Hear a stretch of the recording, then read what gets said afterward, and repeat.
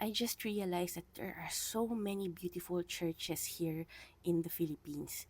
It feels weird that I have been living here in Metro Manila for 10 years now and I have only visited 4 Catholic churches.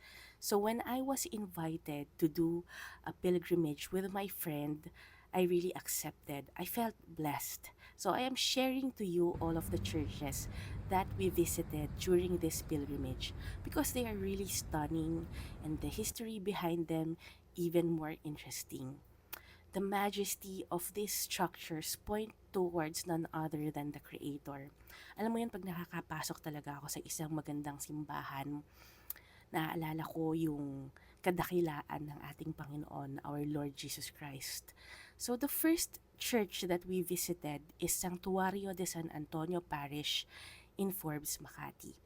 This church was established in 1951 by Franciscan missionaries at the end of World War II, after their mother church in Intramuros was destroyed.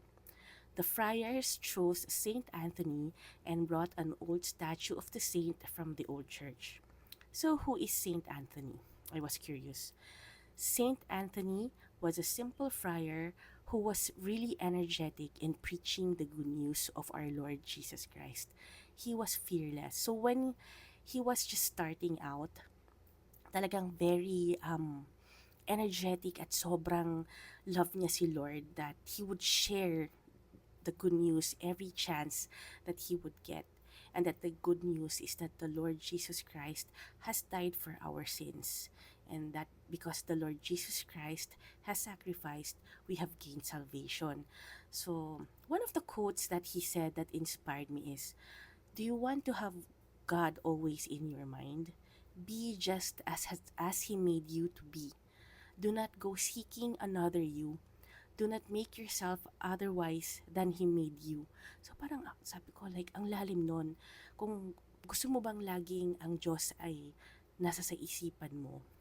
So parang sinasabi niya, be true to yourself and you have to find kung sino ka talaga at huwag mong babaguhin yung sarili mo para maging ibang bersyon ng sarili mo. It means you have to, my own interpretation of this is that you have to continue evolving and understanding yourself and all your potential kasi kung ano ka dinisenyo ng Panginoon, yun ang perfect version mo. So, ang ganda, no? Then, ang isa pa na he also said that the life of the body is the soul and the life of the soul is Christ. So, the second church naman